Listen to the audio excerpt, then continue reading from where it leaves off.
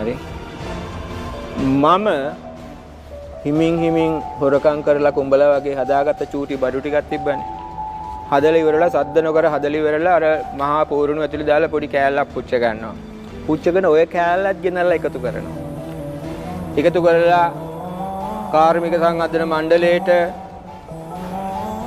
ලංකාවේ තියෙන ඔය ක්‍රාෆ්ට් කවුන්සිල් ඒ කාලේ තිබිච්ච ඔය ඔක්කොටම ගිහිල්ලා කියනවා සර් මට මේවා හදන්න පුළුවන්. සර් මට මේවා හදන්න පුළුවන්.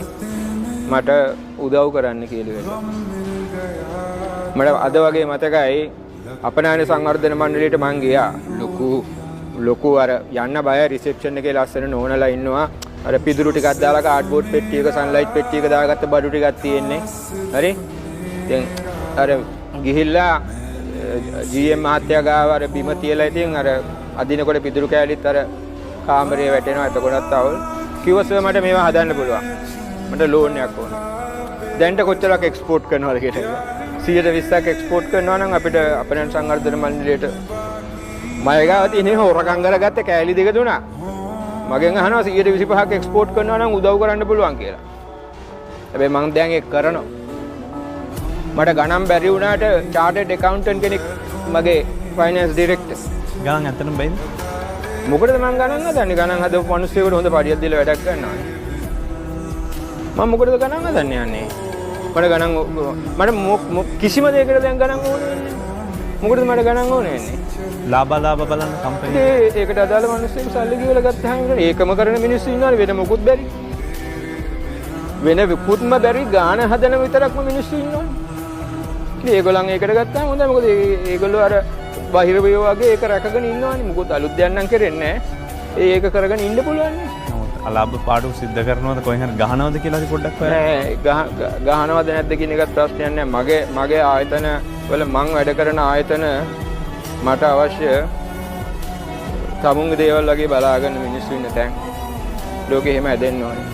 මම ආයතනයක් හදලා හතර වටේට CCTV කැමරා දාලා අරු වැඩ කරනවද කතා කරනවද කියලා අහන රටක අහන ලෝකෙක ඔයාගේ ඉස්සරහා CCTV කැමරා එකක් උඩින් දාලා තිබුණොත් ඔයා කොහොමද වැඩ කරන්නේ කියලා ඔයාගේ මනෝභාවය මොකක්ද කියලා හිතන්නකෝ. ඔයාගේ නිදහස් හැසිරීමට ඒක කොච්චර බාධාද? ඔයා හැදෙන්න ඕනේ CCTV එකෙන් ඔයා මොනිටර් කරන විදිහට නෙමෙයි. ඔයාගේ වගකීම 100 කැමැත්තෙන් හරියට කරන එක. ඔයා වැඩේ කරලා පැය දෙකක් නිකන් හිටියත් මොකද? ඔයා මෙතන ඉන්න ඕනේ නෑනේ. මොකද ඔයාගේ වැඩේ පැය 8න් කරන්න පුළුවන් වැඩේට ඔයාට පැය දෙකක් ඉවර කරන්න පුළුවන් නම් ඒ පැය දෙකකින් පස්සේ ඔයා එතන තියාගෙන ඉන්නේ මොකටද ඔයාව? මොකටද ඔයාව එතන තියාගෙන? මේ මිනිස්සුන්ට ජීවිත නැද්ද? නේ දැන් ඔය මොනවද ඔය දැන් කියන්නේ මොකද්ද? මේ මොකද්ද අලුත් ටෙක්නොලොජි එකක් ගැන කියන්නේ? මොකද්ද ඒ ටෙක්නොලොජි එක? කම්පියුටර්ස් වලට හයි කරනවා. කම්පියුටර්ස් වලට හයි කරාම අතන මාසෙ අන්තිමට ගන්න පුළුවන් ඔයා කම්පියුටර් එකෙන් වැඩ කරන්නේ ඔයා කම්පියුටර් එකේ ඇත්තටම ඉඳලා තියෙන වෙලාව. හරි? මම මූට දවස් 30ක් වැඩ කරන්න දීලා තියෙනවා. ඒ වුණාට මූ වැඩ කරලා තියෙන වෙලාව ගත්තොත් දවස් 2යි. මිනිස් පැය වලින්. මොකද කරන්නේ? ඉන්න කට්ටිය තවත් අඩු කරලා ඔයාට කියනවා උඹ මේ ටිකක් කරපුවාම උඹට පුළුවන් කියලා. එතකොට ඔයාට තියෙන්නේ වැඩ කරන එක විදියට ජීවිතේ.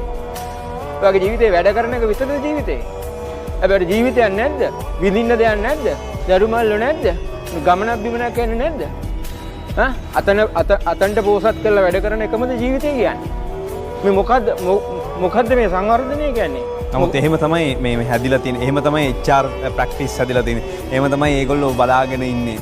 ඔයා ඇඳන් එන්න ඕන විදිය, සරපු දාන් එන්න ඕන විදිය, මෙතන වැඩ විදින විදිහක් තියෙනවා. නැත්තම් මිනිස්සු එක එක විවිධාකාරයන් ඕන දේවල් කරන්න ගනි. ඒකනේ මේක හදලා දී. චතුර අපිට ඕනේ වෙන වචන නෑ චතුර ලස්සන ලෝකයක් ඕනේ චතුර.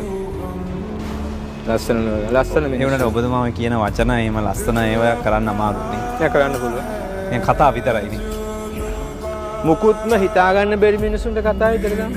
කාටද මැටි පෝච්චියක් ලක්ෂ දෙකකට කෝපයක් විකුණන්න කියලා කාටද හිතා ගන්න පුළුවන් කියන්නකො. හිතා ගන්න බෑ ළමයි. ඉලෝන් මස්ක් දැන් ඔය යවන්නේ බස් එකක් නේ අභ්‍යවකාශයට. රයිට්? අභ්‍යවකාශයට බස් එකක් යවන්නේ. ඉතින් ඕක කාටද කියන්නකො හිතන්න පුළුවන්.